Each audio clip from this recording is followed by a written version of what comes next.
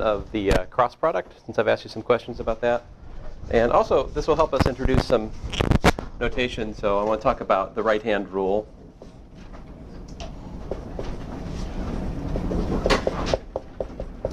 Which is appropriately named.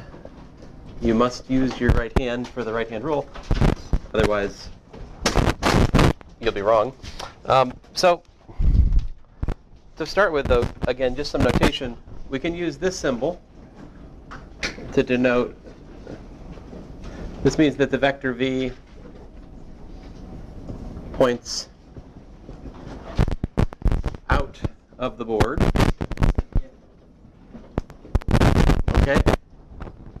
On the other hand, we can use the symbol circle with an X for v. This will denote the vector v pointing into the board. So with this simple notational device, it gives us a way of drawing three-dimensional vectors on a two-dimensional surface, which is kind of nice. All right. Okay, so suppose we have two vectors. Let's see here. For example, you can think of this one as being the vector A, and this one as being the vector B. You might want to look at me for a second here, right?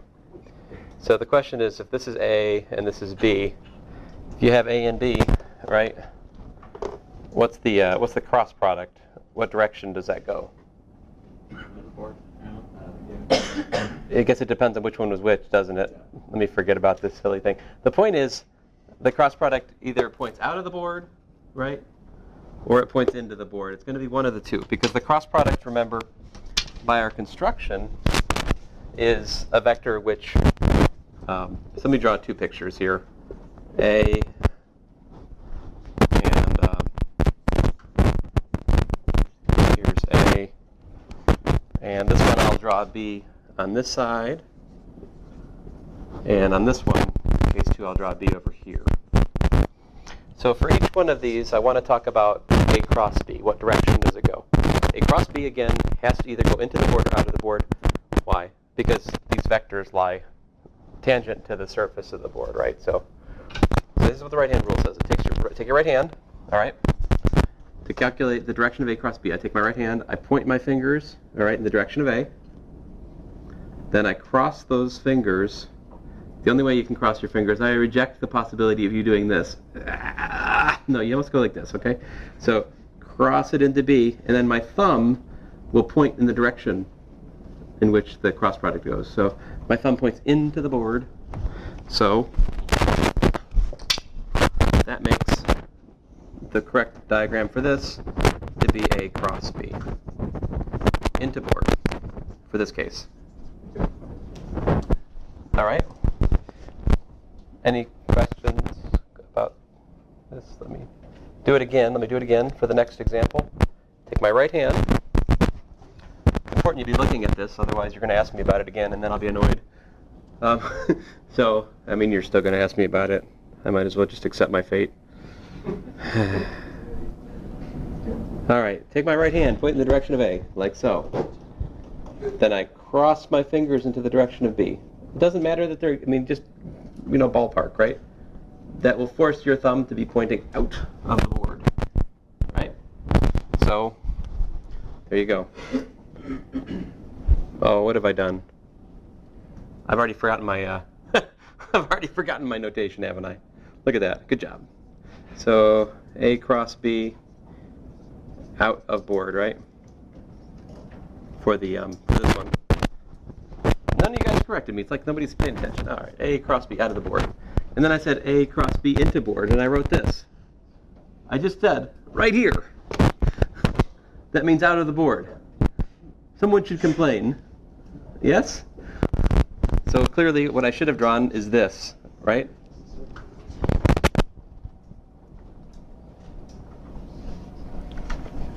So the main thing about the cross product of two vectors is it's perpendicular to both of them.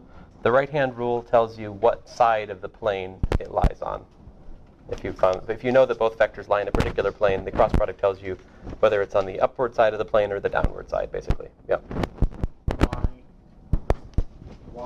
is the perpendicular vector only on one side? Why doesn't it cross through the plane at all?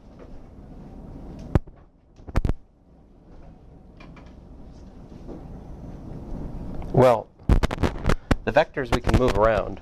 So, I mean, pictorially speaking,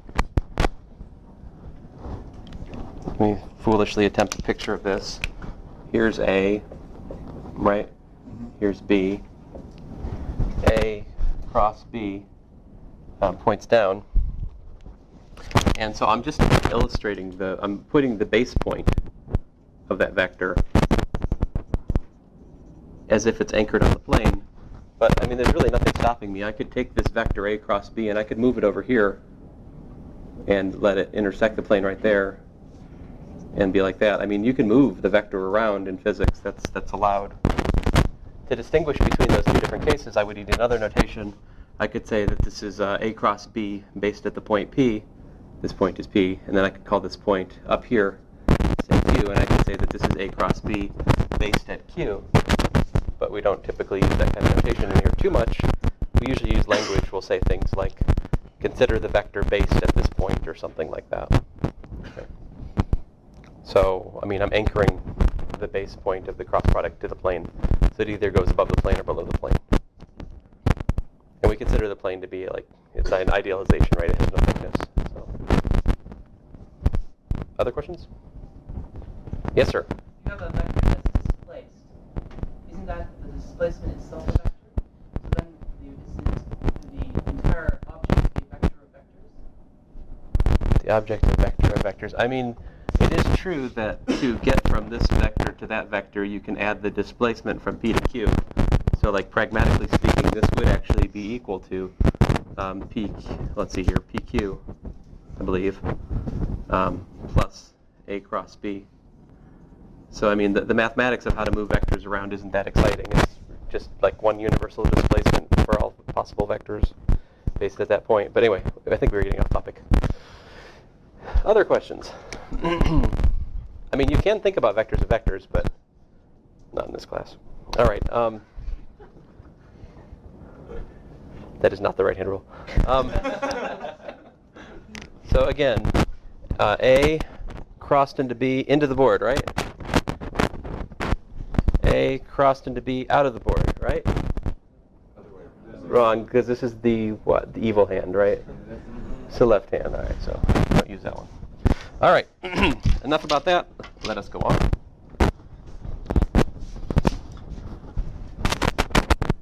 Yes, let's go on over there.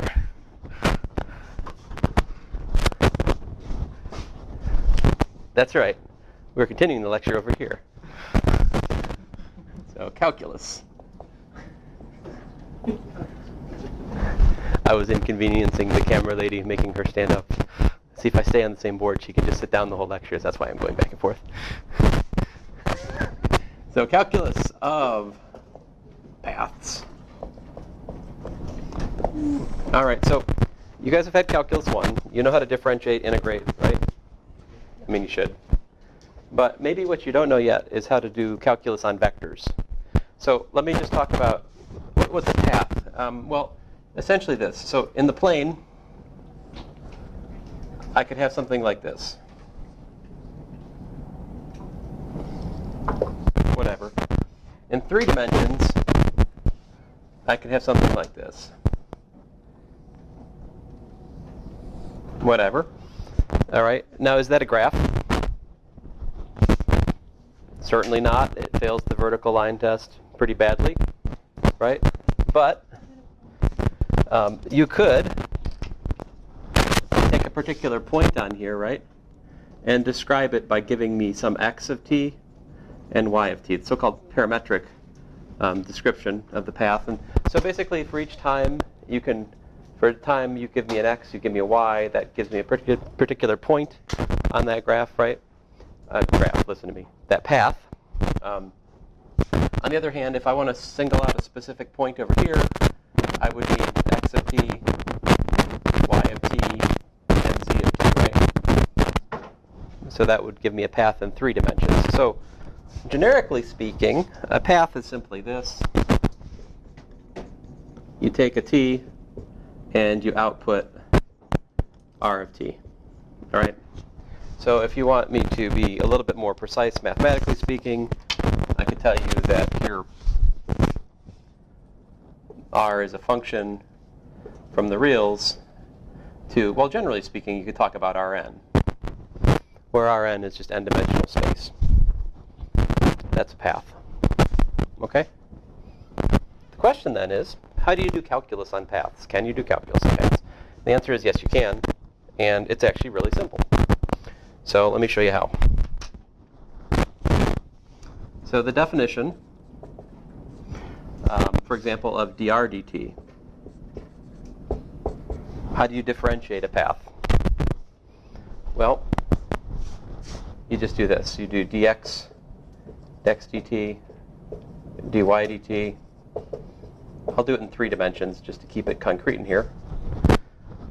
You just differentiate each component one at a time. This is how you differentiate a path. All right? If you were in 2 dimensions, you'd just differentiate x and y separately, right? How about integration? How do we, what are the rules for integrating? So suppose we're integrating x, y, z with respect to t, where x, y, and z are themselves functions of time. How do you integrate that? Well, the definition, I mean, okay, technically this isn't the definition. You could take this as a derived consequence of some more basic definition, but that doesn't really help us out. Pragmatically speaking, this is what you do. You just integrate one component at a time. All right, and that's it. Now, you could do that as an indefinite integral, all right, where I would have add a constant in each one, right? Or I could add bounds, right? So how would you add bounds, like upper bound, lower bound? Yep. Our variable is t, so you limit t1, t2. Yeah, t1, t2 over that interval, let's say. So it's just the same bounds on every one, right? It's just that.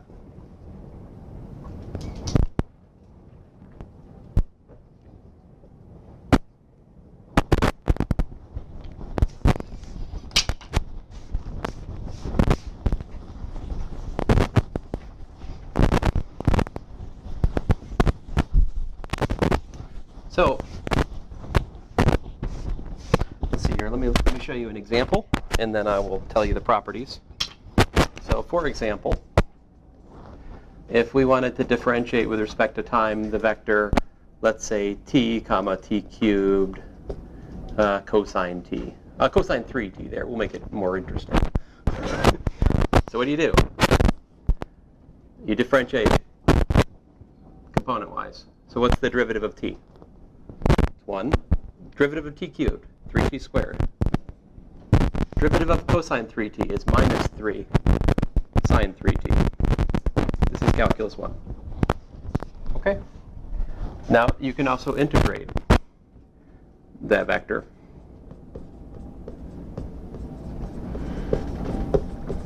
Okay, so what's that? I'll write out an in-between step just to be clear. So that's integral of t dt, comma, integral t cubed dt, comma, integral of cosine 3t dt. All right, so what do we get? Integral of t. 1/2 t squared. Very good. 1/2 t squared plus c1. Integral of t cubed.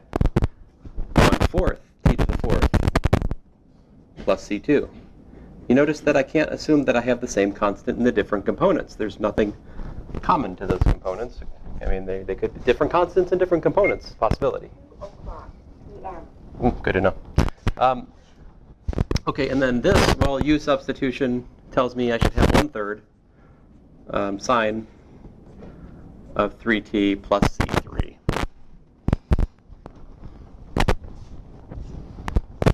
And there you go. That's the integral of that path. I would argue you could easily have learned this in like 1 extra day in Calc 1, right? It's not a big deal. Right? Yep. I understand how you are just integrating and deriving each says the calculus of paths, what, I don't understand, like that very beginning part, how you got there. Like what? That's a definition. I mean, there's nothing to understand there. I'm telling you a path is, generically speaking, what a path is just a mapping from the real numbers into some space. So like if you wanted a path of cats, you could look at cat space and just if I can tell you a particular cat for each time, that would give you a path in the space of cats. I mean, here I'm talking about a space in a path in R3 that just says I give you x, y, and z in terms of time t. That's a path in 3 dimensions. Let me. Well, yeah, that's the big difference here between, say, this and Calc 3 is, in Calculus 3, I would just say t is a parameter. It doesn't have to mean time.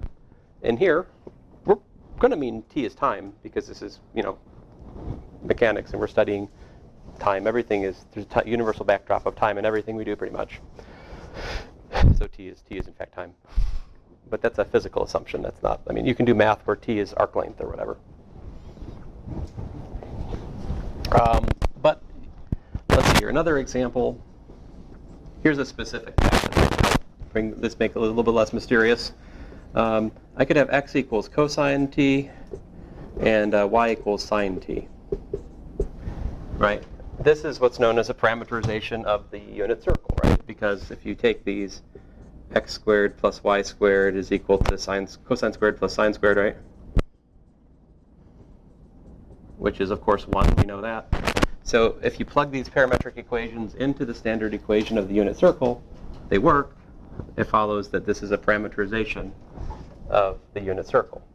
But there's more than that, right? So I can write the position of a particle on the unit circle given by these parameterizations as a vector. I can write r of t as cosine t, comma sine of t, okay? So that's the thing we probably didn't do in Calculus 1, which is think of them collectively as a vector, a common description of a single point, right? You think about like x and y as separate equations, parametric equations, right? I say no, think of them together as the position of a particle on the circle, right? And then I can calculate dr dt, right? What's dr dt here? Minus sine t, right? Cosine t. And what's the second derivative? D squared r dt squared. Negative cosine t minus sine t. Yeah. Now I could even hazard a graph of what's going on here, right? Here's my circle, roughly speaking. And at a particular time t, we have, this is my r, right? Dr dt is so important that it gets a name that's called the velocity, right? So we usually use a v for instantaneous velocity. So that would be pointing this direction because this happens to be counterclockwise orientation. That's the way it's going. Standard. I mean, t is essentially the standard angle here geometrically. And then what's this third vector we calculated is actually dv dt, right? Which we call the acceleration. So now where's that in this picture?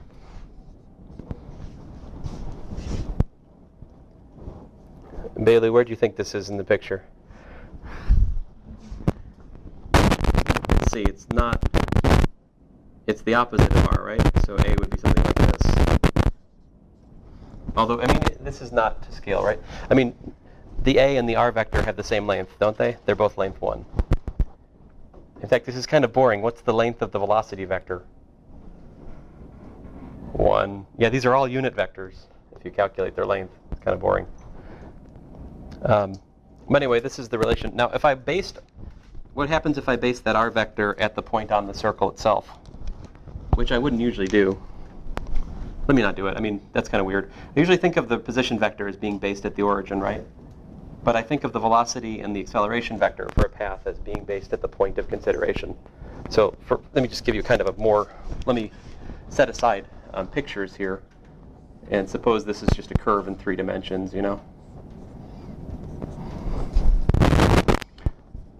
So I typically think of the position vector as being based on the origin for my coordinate system.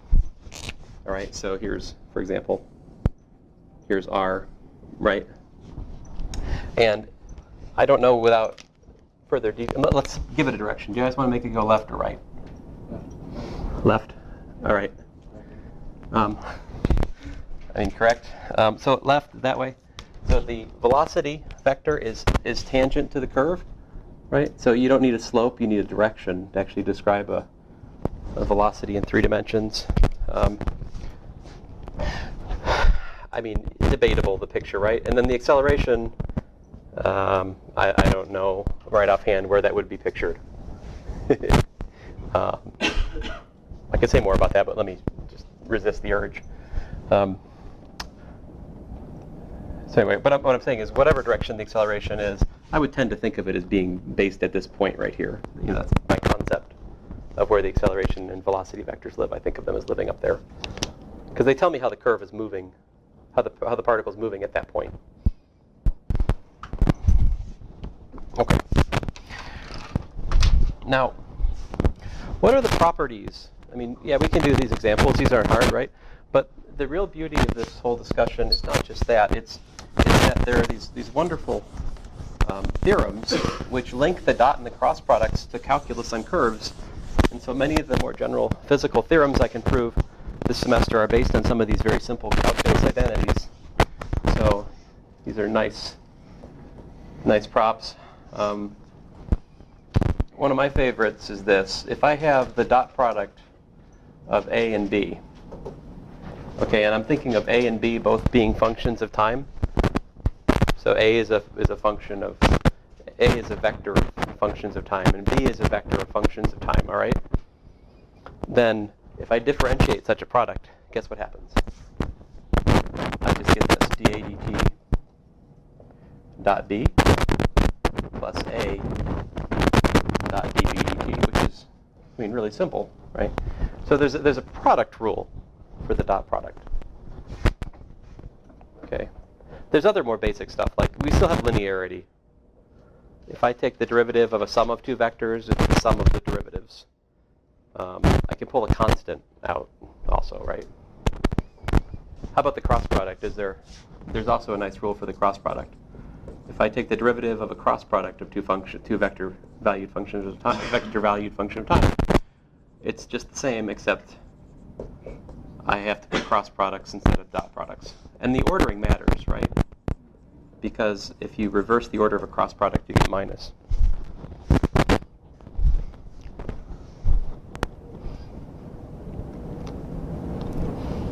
So you're like, okay, well that's great math and all, but who cares? I mean, okay, fine. I see your criticism, I guess. I don't know.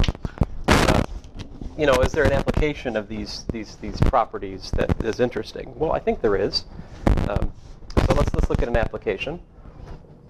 So one application I can think of, which I'm fond of, is motion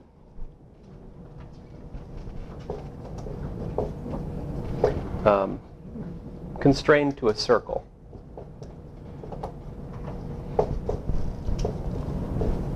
Okay, now I want to describe the circle in terms of like its center and its radius, if you will. So let's suppose that the center of the circle is at r0, right? And it's got let's see here, radius. Goodness, let's say the radius is a. So that was a foolish attempt to draw that. So radius a. Now that r0, I haven't drawn the r0 yet in the picture, right? So maybe there's a coordinate system, like so. Okay, so r0 is this guy.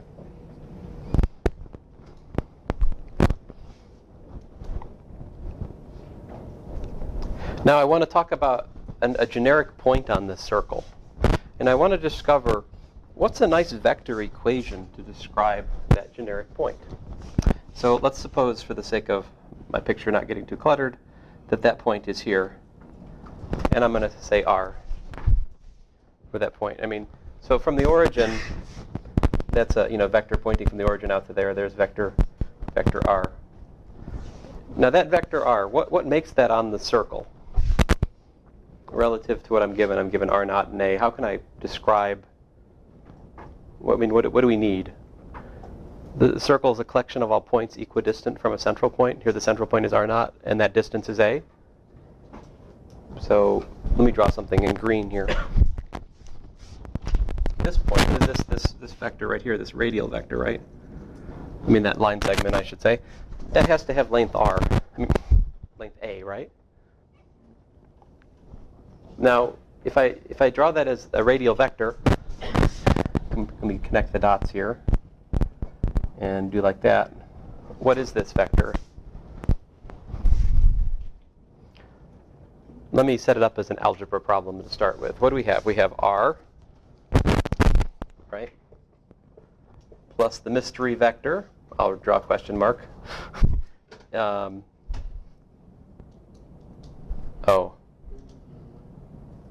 Yeah, sorry. Yeah, r minus the mystery vector, I should say, right, is equal to r naught.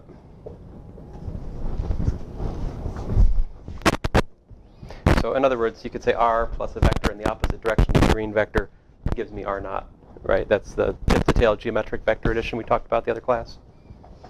So what's that make the green vector actually? I'm just saying A is just the radius of the circle. A is the radius of the circle. So this question mark is actually just equal to r minus r naught. So the radial vector, that green vector, let me just draw it in the diagram now. That actually is r minus r naught. Okay. So the condition that we need is that the length of r minus r naught is equal to a, where a is a constant, which is the radius. Okay. So just to give you an idea where we're going, what I'm trying to do right now is to characterize a circle in terms of vector operations. Then what I'm going to do is I'm going to differentiate that vector relation to discover how the velocity and acceleration of motion that's in a circle is related, right? But I'm going to do all of that without even telling you what x and y and z are. We're going to use vector notation all the way through. Okay, so how can I convert this to a dot product? What did we say about the length of a vector? The length of the vector b is what? The length squared is what? B dot b, right? If I take any vector and I dot product with itself, I get the length squared. So one thing I can do here is square both sides, right? And then what I get is r minus r naught dotted with r minus r naught is equal to a squared. Okay? Well, now we're in the position of being able to use the nice props, right? So I can differentiate this. Think of this as being the a, right? Think of this as being the b in the thing I wrote up here, right? And so what do we get? d dt of, let me just write a dot b for the sake of not writing that all out again. It's equal to d dt of r minus r naught dotted with r minus r naught, parentheses, our friends, plus r minus r naught dotted with d dt of r minus r naught. Now r naught is a constant, right? What does it mean? What, in terms of calculus, what can we say about r naught? Differentiate goes away. Right, so the derivative of, just emphasize this d dt is only acting on the first constant, right? And this one is just like that. But we can say this, that's 0, and this is 0. So what is dr dt? We had another name for it. We called it velocity a minute ago, right? So I can say that this is v dotted with r minus r naught. And over here, I have plus r minus r naught dotted with, guess what, v again. But what is this? What is a dot b equal to also? It's, I mean, if you'll allow me this manga style calculation. So I mean, Chinese style, right? Read it this way. So this is equal to a squared. What's the derivative of a constant? 0. So that shows you what? What does that tell you? Oh, hey, and by the way, the dot product is commutative. A dot b is equal to b dot a. So I can make these into one grand glorious term. That's twice the velocity dot with r minus r naught. What have we derived geometrically?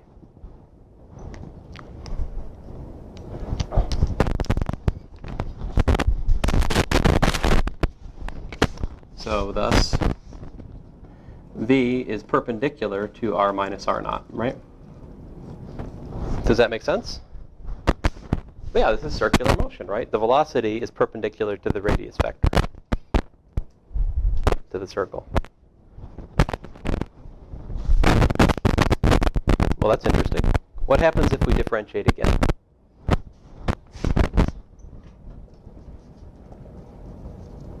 Then what do we learn? Well, we learn that 0 is equal to d dt of 2 times v dot r minus r naught. So I'm just telling you what I'm doing. Okay, so again, this gives us what? This gives us 2 dv dt dotted with r minus r naught plus 2v dot ddt of r minus r naught. Now, dv dt has a name. That's the acceleration, right? So this is acceleration. What do we got here? We got 2 times the acceleration vector dotted with the radial vector r minus r naught. And this, again, is 0, and this gives me v. So we have plus 2v dot v.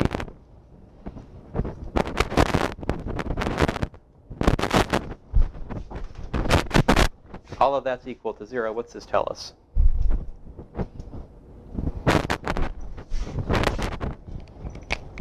I'm going to rewrite this in a slightly more informative way. This says that a dotted with r minus r naught is equal to minus v squared.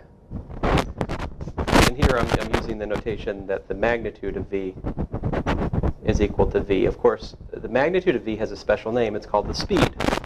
The magnitude of the velocity is the speed. All right. Now, that r minus r naught doesn't have to be a unit vector, right? How long is that vector? What's the length of it? A, right?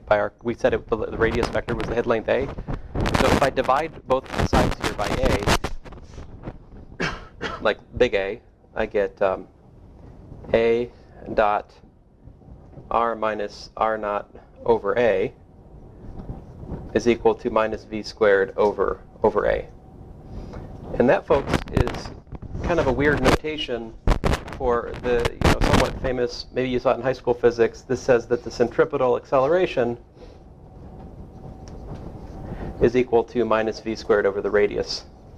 Usually, I mean, that's the notation I typically use in physics, but I use a for the radius here. Mostly because I'm saying r a lot for other reasons. I didn't want that r, as I'm talking about it, to confuse you. But I like to use r for the radius eventually in the formula. Now, why is that called the centripetal acceleration? It's not all of the acceleration, right? It's just giving me the dot product of the acceleration vector in the center-seeking direction. Excuse me, the radial direction, not center-seeking. R minus r naught points out, right? So basically, it gives me just the one component of the acceleration vector.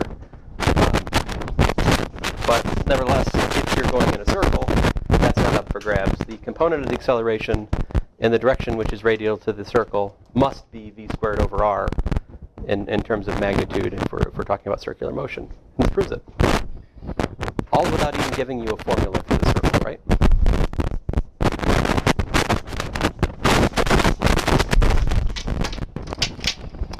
so let me show you some more examples.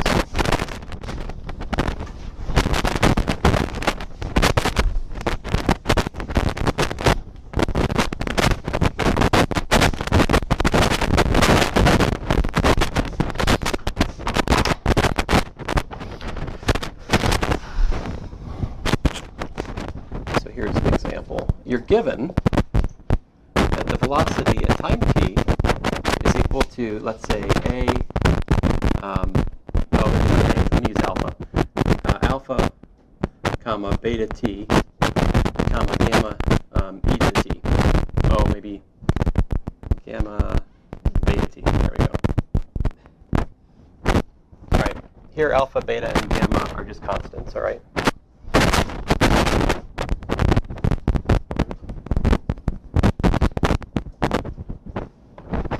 All right, we're also given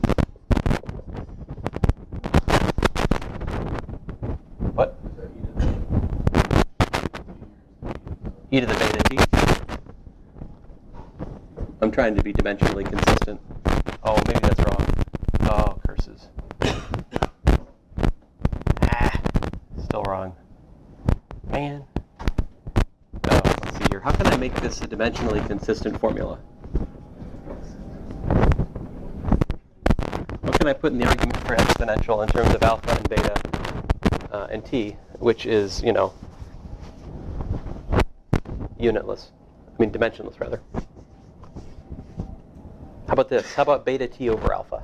Would that work? See, this has units of velocity. That has units of velocity, right? Therefore, if I divide these two, then I get something that's dimensionless to stick into the exponential, so that'd be reasonable. Okay, anyway, there we go. And we're also given that, let's say r times 0 is equal to x naught, y naught, z naught. I mean, y naught. Sorry, x naught, y naught, z naught. It's awful. I have no regrets. Anyway, so you're given this initial position. Now what's my question? Simply this. Find the position and acceleration at time t. Now, the position and the acceleration, these are both vectors of functions of time, right? Okay, so let's do it. Let's do the easy part first. How would you find the acceleration? Right, acceleration by definition is just dv dt. Okay, so let's see here. That gives me what? What's ddt of? So I got ddt of alpha, right? ddt of beta t. I personally don't really need to write this stuff. I'm just writing it down to make sure you understand what I'm doing. ddt of gamma exponential of beta t over alpha. Okay. So what do we get there? Derivative of a constant is 0. Derivative of beta t is what? Yeah, just beta. And the derivative of gamma exponential of beta t over alpha is?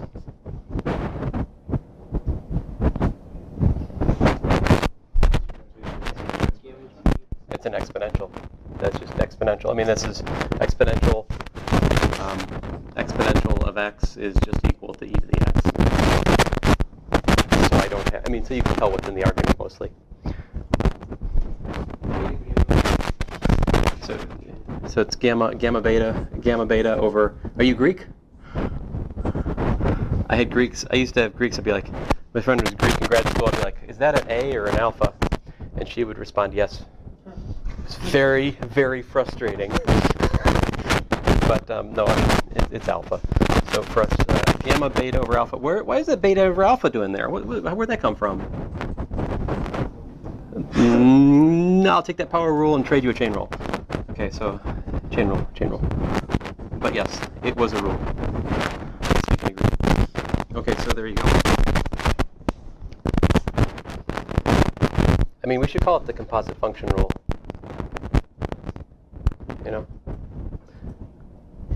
which is why people have trouble with the chain rules, because they don't really understand composite functions. Which is understandable. It's over here. It's substitution. Okay, there's the acceleration. We're done. That's it. How about the position? Yes, sir.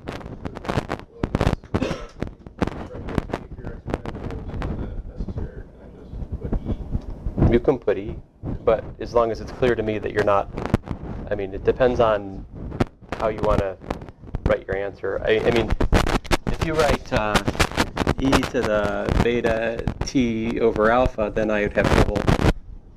Now, if you're a reasonable individual and you write e to the beta t over alpha, it kind of depends on how messy your handwriting is, whether or not the answer to this question is yes. I mean, we want to be able to understand each other. That's the here, right? I mean, after all, that's the source of all the problems in the world is people just not understanding each other. If you believe that. Oh my goodness.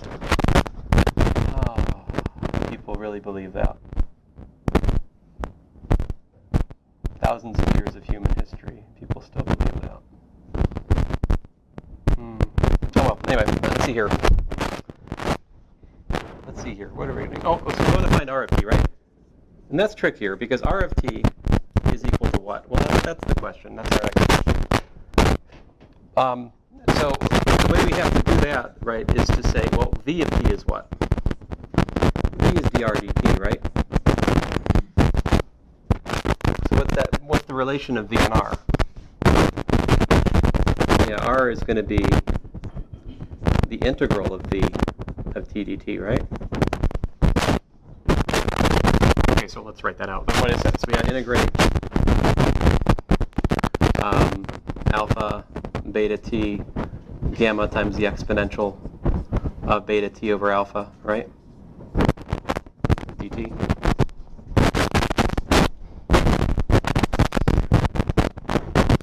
So we got to do these integrals. What do we got? We got alpha t plus c1. Next we have 1/2 beta t squared plus c2. And then what do we got? E substitution, right? So I got gamma alpha over beta exponential of beta t over alpha plus c3. Now you say, I don't believe you. Well, that's fine. That's your prerogative. I mean, if you don't want to believe me, don't believe me. But maybe you could differentiate this and see that I'm right. If you differentiate this third component, when you differentiate, chain rule brings out beta over alpha. That beta over alpha will cancel this alpha over beta, leaving you back gamma, which is what we want. Because whatever I put as the antiderivative of the third term, it must be the case that when I differentiate that antiderivative, I get back to where I started. This is integration. Okay, so, great. I would point out to you, one nice way to write this answer is alpha t, comma, 1/2 beta t squared, comma, gamma alpha over beta, exponential of beta t over alpha, plus some constant vector. So, I mean, we can think of the constants collectively as this vector c1, comma, c2, comma, c3. Nothing's really lost by doing that. Actually, much is gained, as I'll show you in the next example.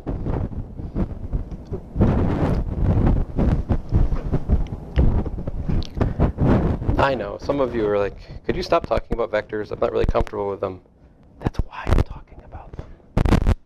That's exactly why I'm talking about them, because you need to get comfortable with them. Do not avoid them. Embrace them. Okay? These are the equations you're looking for. Here, sorry. Watching Star Wars a little bit.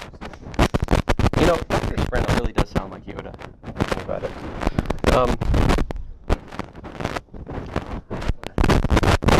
Even when he doesn't try, if you just sit and listen to him, I tell you, you will hear Yoda.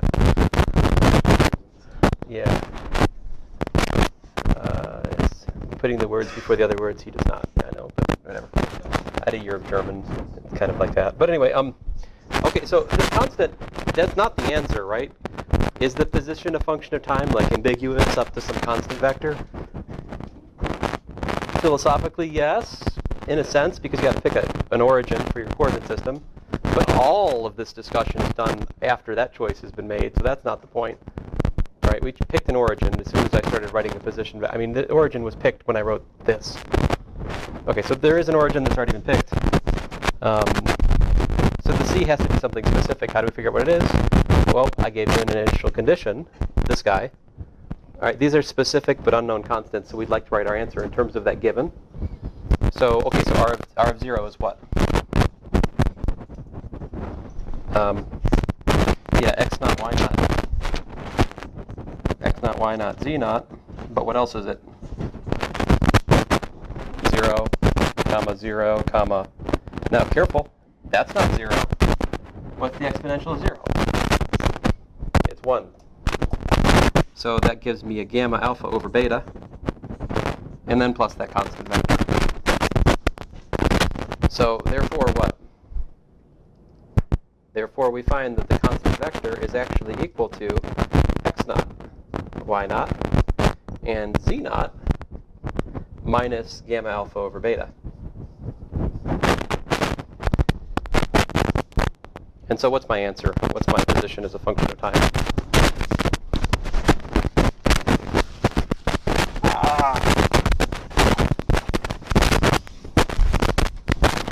All right, they lived a good life. So this gives me R of t equals to alpha t. Let's see here. Let me put the x naught. Let me write it all together. X naught plus alpha t, comma y naught plus 1/2 beta t squared, comma z naught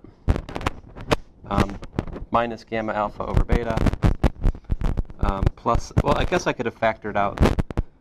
You could clean this answer up a little bit more. I will leave it as a slightly clumsy, unsimplified answer. I hope you can forgive me for that. I mean, you could factor out the gamma alpha on that last term, but there you go. That's the position as a function of time.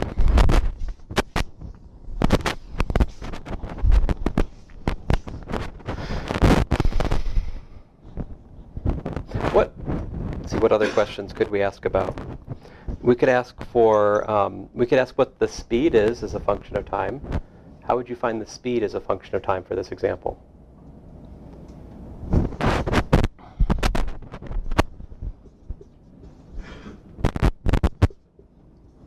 What's the speed? Right, speed is the magnitude of the velocity.